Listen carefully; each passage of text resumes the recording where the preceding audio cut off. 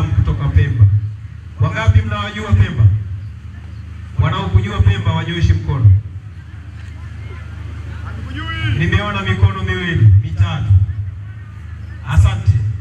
Mimi ni ndugu yenu katika maeneo mawili makubwa. Eneo la kwanza, mimi ni Muislamu, al-Muslim akhul Muslim. Nimewaona ndugu zangu katika Uislamu wapo hapa. Ni kweli? Huo ni udugu wa kwanza. Udugu wa pili, mimi ni ndugu yenu katika muungano wa Jamhuri ya Tanzania. Kweli si kweli? Kweli si kweli? Tumeungana nchi ngapi? Ipi na ipi? Tanganyika na Zanzibar. Ipi na ipi? Tanganyika na Zanzibar. Tanganyika na Zanzibar.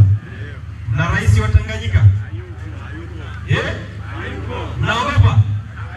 Mna rais wa Tanganyika? Hamuna. Mna katiba ya Tanganyika?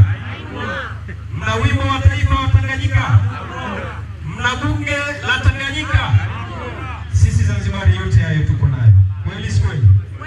Zanzibar yote hayo tuko nayo. Kweli si kweli? Tumeungana na nani?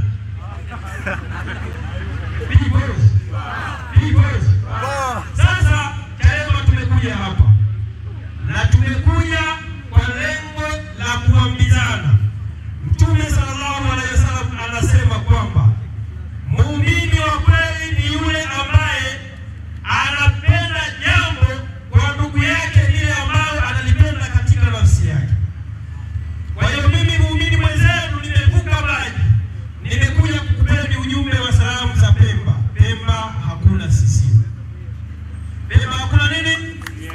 Kutoka 1995 tulipoingia kwenye mfumo wa vyama vingi vya siasa, tumeanza kuikataa CCM kwa sababu ni chama ambacho kilikuwepo miaka mingi na hakikutuletea maendeleo kwenye jamii zetu.